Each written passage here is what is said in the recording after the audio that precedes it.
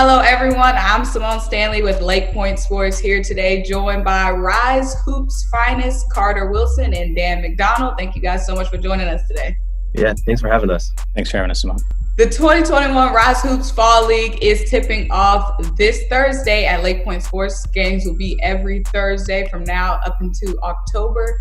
Dan, what makes this year so much more special than the past leagues? I would just say it's the number of teams we have. This year we ended up having 48 teams, and so we can have 30 varsity boys, 10 JV boys, and 8 varsity girls. So just having 3 different divisions that are going to be all really competitive, and just having it's always fun when the Champion Center is completely full. And we'll be using 8 courts every night, so it'll be a ton of fun for sure. Definitely. Nothing's better than a full Champion Center. Carter, what do you think makes this year so special? Yeah, like Dan said, I think it's just the size of the event and the size of the league, and it's grown every single year that we've had it. So from a competitive standpoint and from a number of teams standpoint, and like y'all both have touched on, just when the Champion Center is full, there's nothing better than that. And this year, that's what it's going to be. So it's going to be a lot of fun. Definitely. So let's get into some of the teams. Which one of you guys want to go first and kind of dive into which matchups, which teams you guys are looking out for the most?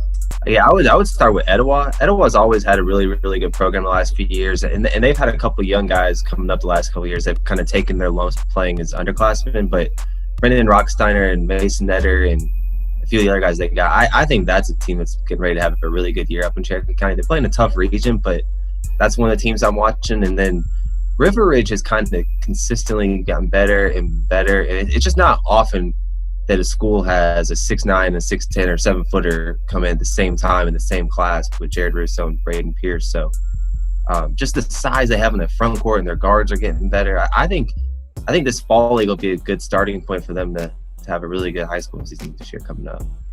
Definitely. Not a lot of 7-footers coming through LakePoint Sports, so they won't be hard to spot. And Carter, who are you looking out for this season? Yeah, so I'm looking at Kell and what life looks like after Scoot Henderson. I mean, they were a Final Four team 2 years ago in 5A, and then last year state runner-up in 6A. So, I mean, you're going to have a lot of these younger role guys kind of stepping into more primary roles, and then you have a couple transfers that are coming in. So I think Dylan Cambridge is a guy, Aaron Smith, PJ Johnson, I think is another guy that, they're going to be stepping into those primary roles and filling a lot of scoring.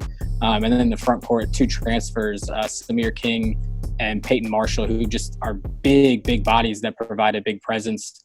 I think Kell's still going to be solid. I still think they're going to have a very solid team, have a big group and a good group. And I think they're going to be one to look for in 6A again this year. And then another team I'm looking at is Cumberland Christian with 2 really recruitable guys in the 2023 class.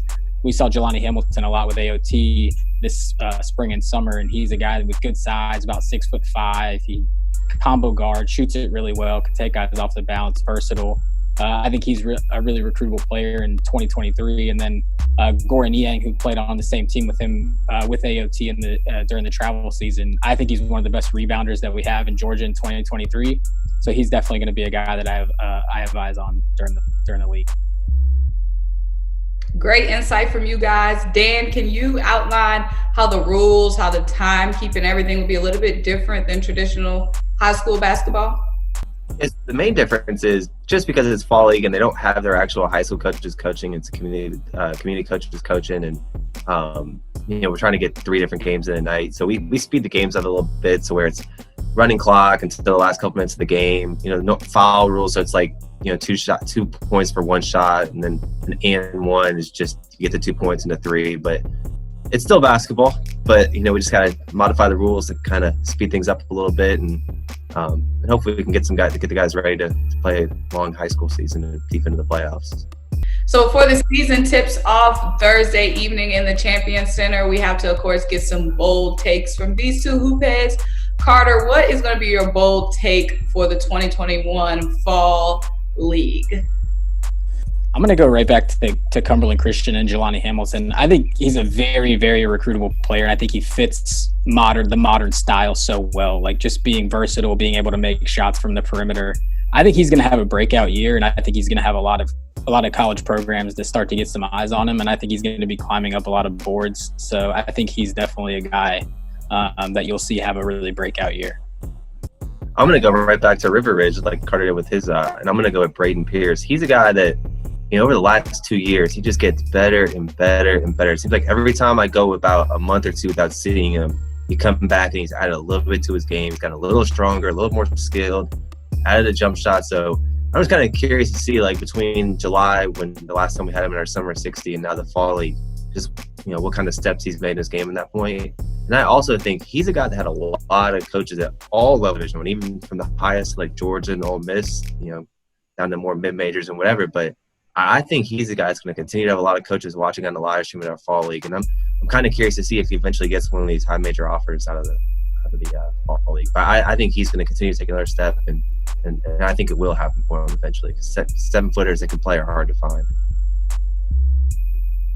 Definitely. Well, guys, I'm Symone Stabley, joined by Carter Wilson and Dan McDonald. The Ryze Hoops Fall League will tip off this Thursday afternoon in the LakePoint Sports Champion Center. Thank you guys so much for joining us.